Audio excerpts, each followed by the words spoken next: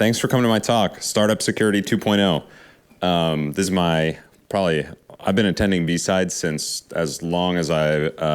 since the first time I moved to San Francisco back in 2015. This is the best conference that is around. So really fortunate to be speaking here. Thanks to all the volunteers and everybody who puts it together. It's a lot of work. This is my second time speaking at BSidesSF and my first time sponsoring. I'm the co-founder and CEO of Run Reveal upstairs, and really awesome to get to talk here. So going back and starting at who am I and why am I giving this talk about startup security, I have worked at a number of startups, and I was the first security engineer at Cloudflare. I was the first security hire at Segment. I boomeranged back to Cloudflare, but I've seen that whole growth trajectory of several companies from literally no security team up to post-IPO, post-FedRAMP, the entire maturity curve of a security team. I've made a lot of mistakes. I've done a lot of things right. And I want to share everything that I've learned and talk candidly about a lot of those experiences. And this is version 2.0 of version 1.0, which was back in 2019, 5 years ago at AppSec Cali. This was another great conference on the beach. You can't beat this. You can't beat that location, except maybe a movie theater is pretty cool. But I've gotten tons of people over the years who've reached out about this talk, and it helped them when they first started a job as either a head of security or a security engineer or some other type of role at a startup. And I think that this grid was what I put a lot of effort into, and it was mostly a lot of like engineering things because that's what I was, an engineer. But over the years, I've gotten a lot broader experiences in management and security leadership, and I want to share some of those as well. So I think version 2 this time around, it's a lot of the same. So you'll still see that grid, except maybe it'll look a little better, but most of the content will be the same. And then I'm going to add some stuff for like career growth, how to think about actually being successful at a startup, and some meta like stuff. And then update that list and avoiding problems that I've been seeing, and just kind of give my 2 cents on all of that. So yeah, I guess I'll get started. I think it's worth saying, like, why do people work at startups? And I think first is speaking like personally, career growth. I started at Cloudflare when I was 24 years old, and the first security engineer. And like my first month on the job, somebody was like, "Here's 4,000 lines of C code. We're releasing it next week. Can you make sure that it's secure?" And like, it's insane level of responsibility that people put on your shoulders when you're working at a smaller company, and that's something that you may never get the opportunity to do unless you work at a really small company. So you get a tremendous amount of personal growth just by getting a tremendous amount of responsibility, probably before you really need it. Enjoyment, you meet a lot of great people, and you make friends, you meet like-minded people, and I think everybody works at startups for one thing that's in the back of everybody's mind is like, I hope this thing sells for a lot of money, and I make more money than I ever thought I could spend. That is less rare, or that's pretty rare, but it's something that is a driving motivator for a lot of startup work. I think reasons not to work at a startup. They rarely pay very well, so you could definitely make money more money at a bigger company like an Apple or a Google, or like with a FAANG companies, whatever. And that compensation tends to follow you. So if you join a company really early and you get paid a certain amount, you're probably going to be underpaid for a long time as that company grows. So compensation, the end goal is to make a lot of money at a lot of startups, but usually you're not making a lot because the company doesn't have a lot of money. They're constantly raising from investors. Work-life balance, not a good reason to work at a startup. It's chaotic. It can consume your life. I lost a lot of weekends, holidays, 3-day weekends at Cloudflare, and I can promise you that there's a million other stories like that other people have because of security incidents, because of, I guess everybody deals with that in security, but it does consume you working at a smaller company. And then internal stability, like by nature of hypergrowth, they're constantly growing, hiring new people, reorganizing things. People come, people go. It's just chaotic in startups, and so you're not going to get a lot of stability working at a very small company. So the game plan to be successful at a startup, it's kind of the same thing at any company, but you have to speed it up a lot. So you need to build relationships with everybody at the company, which is actually not that hard at like a company of 100 people. You can at least meet 50 of them. It used to be a lot easier in person. Now it's a lot more challenging if you're working at a remote first company. But you do need to build those relationships. You need to solve problems really, really fast. And then as things change, you just adapt and repeat that same process. So 3-step process. One of those steps is go to step 1. And that's all you need to know. Okay, so putting yourself in the shoes of first security hire, I asked Dolly to generate me the hottest AI startup, fictitious AI startup, and it came up with RoboBrain. And and this is the logo. So it's your first day at the company. Maybe it is you dialing into Zoom and you got a little care package the week before with your laptop and a nice t-shirt or a hoodie and some stickers. Maybe it's in person and you walk in and there's a big open office and exposed brick everywhere and people are working out in open spaces and you're in total shock. You're like adjusting to everything. And you sit through onboarding for a week. You're kind of keeping to yourself, meeting people, talking to people, introducing yourself. People are saying some things that are making you kind of nervous about what they're doing with data or certain vendors they're using. And you're kind of cataloging all this in the back of your mind. And then Friday comes around and you have a one-on-one with your manager. Maybe it's the CTO or the head of engineering. Maybe it's the CEO. Maybe it's CFO or something. Somebody is your manager, and they turn to you and they say, I really trust you to build our security program and all the decisions that you're going to make. What do you think you have in store for the next 6 months? And you just got here. You kind of hear the proverbial record scratch. And like you hear the narrator say, you're probably wondering how I got in this situation. And you're like, what do I have for the next 6 months? What am I going to do? Well, I'm here to help you with exactly that. I've been in that situation. And the first thing that you need to know is your first 90 days are critical. So if you've ever had a manager who gives you a 30, 60, 90-day plan, there's like some people. I found this guy on LinkedIn, and this is his whole thing. I think he's done some of the research on it, but he's making a living out of helping people with their 30, 60, 90-day plans and all the research around it. It's probably hard to see, but yeah, if you've ever had a manager sit down and give you a 30, 60, 90-day plan, it's critical that I basically, whenever I gave new hires on my team a 30, 60, 90-day plan, it was more or less these 3 things. First 30 days, you're going to meet all your stakeholders, make friends, I used to say. Like you don't actually have to make friends, but you do need to develop a working relationship with everybody who is going to be important, from the curmudgeonly engineer to the people in customer success to the PR team for when things go horribly wrong, to the legal team to understand like your customer contracts. You're going to need to develop a relationship across the board. And then within that first 30, 60 days, or the first 60 days, you really need an idea of what you're going to do in the first 90 days and be making steps towards that. I think that by 90 days, it is critical that you've accomplished something and kind of told the world about it at the company. So I think a lot of the 30, 60, 90-day research is like by the end of 90 days, you need to have accomplished something. People who have accomplished something at a company are significantly more likely to be successful over the long term. And whether that's true or not, maybe it's not true, maybe it is.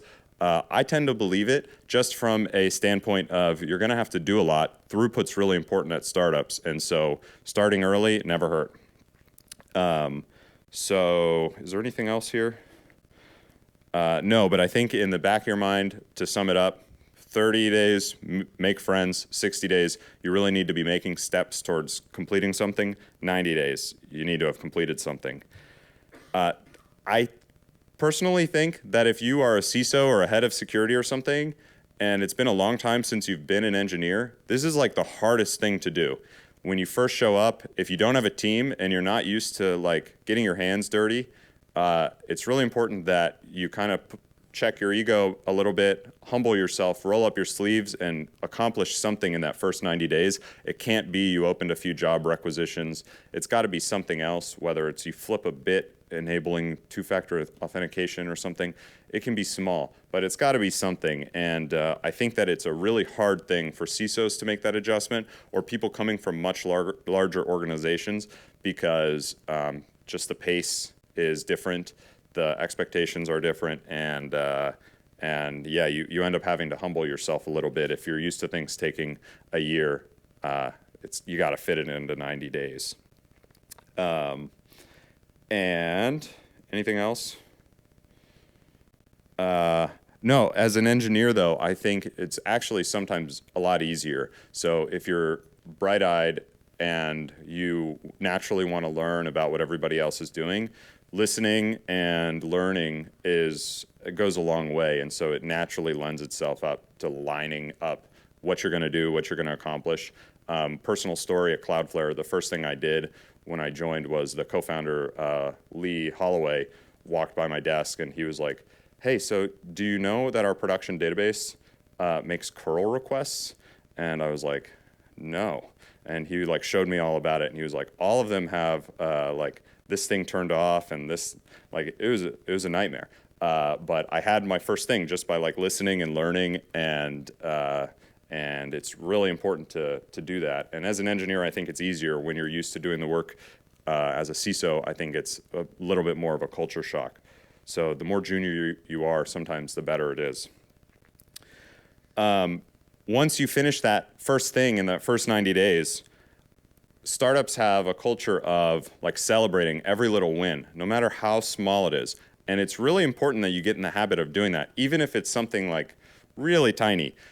Just giving a shout out to the people who helped you, because you rarely do these things alone. You're usually working with somebody. Giving a shout out, telling the world about it, and just building that kind of shipping culture and showing that you're like a good person to work with. I think the worst thing about security is when they're scary and people don't want to like work with the security team anymore.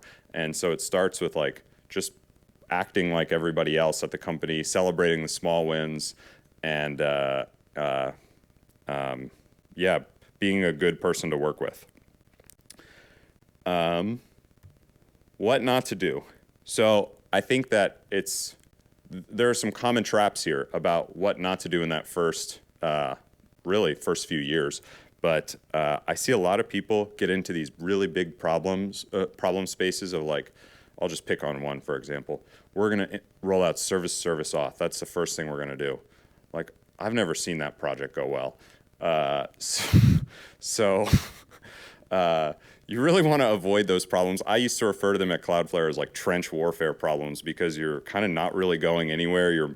You're just like working on something, moving really slow, and you want to avoid those as much as possible. Anytime you could do 3 things that you can call done in the same time frame that you could do one thing that is like half done, you probably want to opt for the 3 things. You can't do that for forever, of course. Like, eventually you got to bite the bullet and take care of some big problems. But throughput's really, really important. I don't believe security is a spectator sport. So I think that it's really important that security teams roll up their sleeves and take ownership of some problems. And it's usually impossible that they can take ownership of the whole problem, because like security usually doesn't own like engineering or like Salesforce or like your SaaS apps. It's usually somebody else. And so you've got to roll up your sleeves and take ownership of a part of that. But you have to work with other people to get to that end. So it's not a spectator sport, though. And if you're expecting to like throw something over the wall, just ask somebody to fix this, like, it's not going to happen. If you want to see something get done, you got to do like half of it and help people meet you halfway. What not to do, moving too slow. It's better, like I said, it's better to do 3 things quickly rather than one thing slow. And I used to tell my team at Cloudflare that you can do whatever you want as long as there's two rules. One, you can explain why it's important in common English with like 2 sentences or less in language that anyone in the company will understand. And then two, you can actually complete it. So service auth doesn't check that box, but like enabling two-factor for everybody at the company does. You can go flip the bit and call it a day. It's easy to, it's like well scoped. It's everybody can, it's easy to explain the value of that, and you can call it a win. So as long as you can do those two things, you're probably in good shape. This is the big grid that I had from the last one, and I don't love this. I think that there's some things missing, but 4x4, I was kind of stuck with the with the dimensions of what I was working with. There's some notable absences, but I think that it's pretty good. I think if you compare this and the last one, it's a lot better coverage, but I kind of think that most security initiatives are going to look like any security org chart. You're going to have things in the security engineering bucket, in the compliance bucket, in the detection response bucket, in the enterprise security bucket.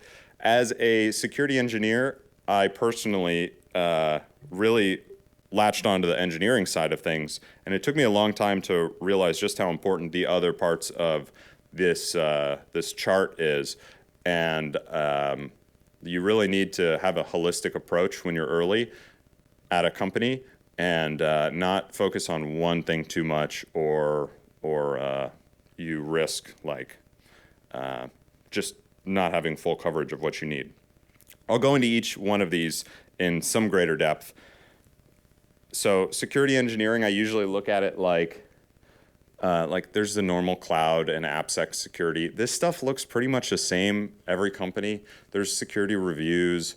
There's like security controls around like not making your buckets public and exposing data, about not leaking AWS keys. Like this stuff really is, I think, not that differentiated from company A to company B. However, there's usually one very special thing to like each company, and it's worth figuring out what that is when you're early at a company. So at Cloudflare, we had this giant edge, and like we're shipping servers all over the world and then booting them up and then running our service back when I worked there. And that edge was really unique. Never seen something like that. Maybe there's like 2 other companies with maybe 3 or 4 with really big CDNs like that. So it's somewhat unique, but then the way that they managed that was unique, and there's all these unique problems there. So it was worth like really digging into what was unique, and that kind of unique thing was very different than when I went to Segment, and it's this giant data pipeline, and that had very different problems. And so you really need to nail what that is, and then dig in a little bit there, and then not get too hung up and like get the basics done in the cloud and AppSec world, and then but don't go too deep down this. I do think that engineers should engineer, just like security is not a spectator sport. You really need to dig in and build something, even if it's sometimes uncomfortable. Like sometimes if you build a feature or something, the team that's responsible for that area might not like it. But building as an engineer, even if the company doesn't always want you to, just makes you understand the product, makes you understand the company better. Really important not to create toil. It's easy to spin up scanners. It's easy to, install something and then collect a bunch of results and then file them into Jira or something and expect them to get fixed. I really think that's not the right way to do it, especially early. Every bit of toil is going back to the same old throughput's important, better to do 3 things fast. It's just like things that you have to worry about and constantly maintain. So keeping toil as low as possible. I think bug bounty is a part of this. Like it's a delicate balance between you need a place for like security researchers to report problems, and you probably want to maintain a bug bounty. Can be a lot of work, so you need to be careful, not rolling it out too fast, too big, too quick. Otherwise, it can like kind of consume all of your team's resources. GRC, not on the slide that I just remembered, is like your company signs deals with lots of security addendums and whatnot. You need to figure those out. What promises has your sales team made when you're showing up at a company? SOC 2, one thing that didn't exist in 2019 when I gave the first talk is like Vanta and Drata and Secure Frame weren't as big as they are today, and like not every company in the world had SOC 2 Type 2. I think it's largely a good thing getting SOC 2 Type 2 early. My company is like a year old and we have SOC 2 Type 2. It's just a good practice to get that stuff out of the way, build a culture of security early. So I think it's largely a good thing, but I don't think that it holds a lot of water in terms of like your security practices. Sales enablement, I think security is a big part of sales enablement. You need to create collateral. You need to just like grease the wheels so that you're not getting stuck on security when you're selling the product that you work at or that you're trying to sell. Detection and response. You need some type of centralized logging. You want it to be simple. You want to have the basic logs that you want. More important than that, actually, is building the kind of response playbook. You need a place for people to report problems. For them, I've used the cert@ alias, where like that's the hotline. You email there, you'll get a response. We'll assemble the jets or whatever, and you'll get answers or help if you need it. And establish that early, along with like how you're going to triage those, who you're going to involve, and like build out the A team there of the people who are going to help you when bad things happen. But largely, it's just like phishing emails that comes into that. Last is endpoint detection. I'll get an EDR. I think that like I'll get more into this, but it's a big cost, and it's something that you end up having to do. But like sometimes you don't do it immediately, sometimes you will.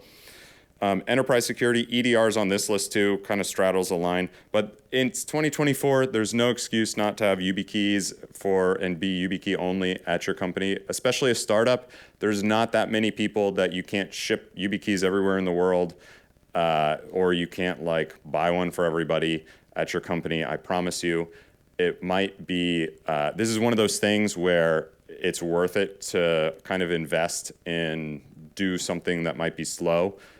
Because like we've seen the last few years, people are still getting popped by basic like, hello, I'm from your IT team. Please go to evil.com and enter your password. Like it's amazing that still works.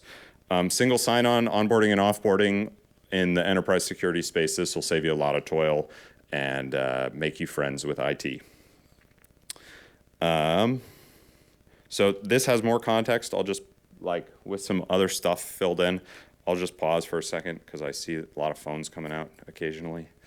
But I think that overall, like, there's infinite depth you can go into on any of these things, but just scratching the surface is usually the 80% rule tells you that you'll have a fantastic security program if you just do these things. You don't have to overcomplicate it. You don't need to bring out like these crazy frameworks with 100 checkboxes. Security is not that hard. One thing that I didn't include at all in version 1 of this talk, I think it's really important you establish your security story early on, which goes holistically across everything that you're doing for your security efforts. At Cloudflare, this was really easy, being a security company. So I don't maybe have that great of advice for people who don't work at security companies. So sorry about that. But we used to say we secure Cloudflare using Cloudflare. So our security team is the first best customer of all of our product managers. And so we like used the product ourselves and all of that stuff. And that made it really simple. But you really need to establish a security story of like what controls you have for that special thing that you do at your company. What are the things that really matter to your company, and how have you nailed those? And you should publish blogs about those. You should be loud about them, give conference talks about them. And if you find that you're not able to do that because so-and-so legal doesn't want to talk about it or something, like you're probably not in a very transparent company, and you probably don't want to be there for very long. It's probably not going to work out. So be very intentional about establishing this security story, both internally and externally. And if you're a CISO, that's part of the job. If you're an engineer, and you're not the head of security or something, you can still contribute by like focusing. You're writing those really specialized blogs about how you do that one special thing and those really good controls that you've built around the thing that really matters, what your assets are at that company. Okay. Just repeating it for the 10th time is like, don't waste your time. The longer you wait to do things, the harder it becomes to do them later as the company grows. So there's some things that you should like calculate on the back of a napkin. If we grow our headcount 100%, will this be harder? And if the answer is like significantly so, you should probably opt to do it sooner rather than later.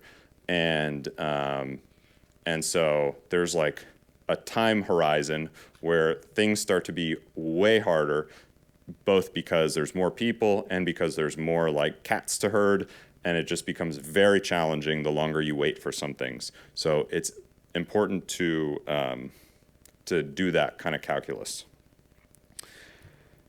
I also think, going back to the EDR thing that I just scratched the surface of, you need to choose your fighter carefully here. I'm an engineer, so whenever I see a product, I'm going to walk around the expo floor tomorrow at RSA, and I couldn't be more excited because I just like the chaos. It's like a casino in there a little bit. And so I'm going to walk around, and I'm going to look at all these products, and I'm going to be like, what does this do? How does this work? And the engineer in me is going to be like, I could build that.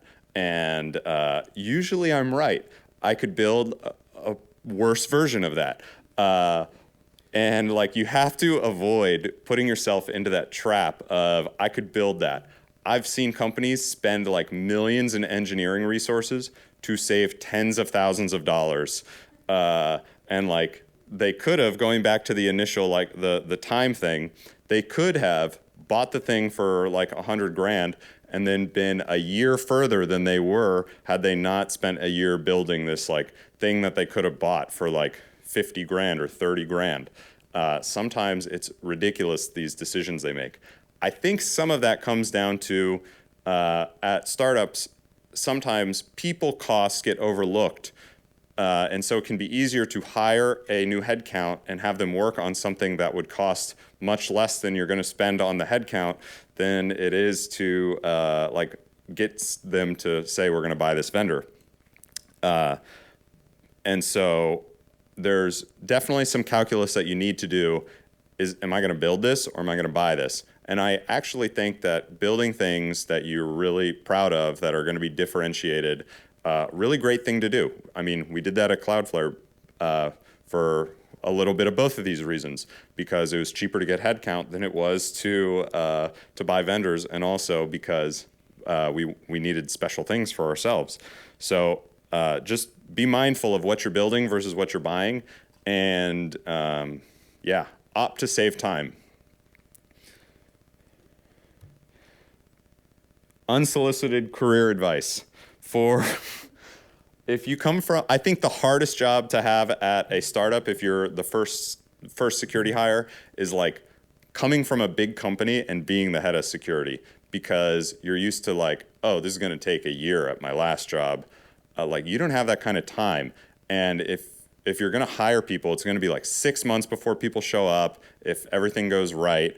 And if things don't go right, you could be a year in and have accomplished nothing. So be very careful if you're, it's a very tough job to come from big company to smaller company and be head of security if you're don't have your head on your shoulders correctly. Engineers, I think, like, avoid the trap of like chasing shiny objects, and I also reach out sometimes from engineers who are like, I think I should be the head of security, and they might be a really good engineer, but going back to that breadth of like what a security team needs, they probably don't have everything they need breadth-wise, and so there's plenty of time to like engineer now and grow into that later. I don't think anybody should rush into being a head of security, because also not a very fun job. And then, what did I say for managers? Oh yeah, sometimes managers, like, I think the more you know, the better. So if you can get your hands dirty and learn from the experience, it'll make you a much better senior leader, and manager because you build empathy with like the people actually doing the work, all that stuff. So if you can get your hands dirty, even if just for a little bit, it's a good thing. I am completely out of time. That flew by. But ending thought is I actually think that security at a smaller company where you're meeting people where they're at, where you're able to learn and what's going on directly from the people doing the work, usually is a lot better of a security program than at the big companies where people get so lost in the sauce of this program, this, risk scores that. Like it can be very, like nobody understands why anybody's doing anything at some of these big companies. It's very easy to get lost in the sauce of like, we need to be mature and this is what big companies do. But I actually think that the simpler, the better. The more you can meet people where they're at and act like you're a small company as you grow, the more likely you are to be really successful over the long term. So I'll be at the Run Reveal booth if you have questions, but I'm completely out of time and really appreciate everybody coming out to the talk.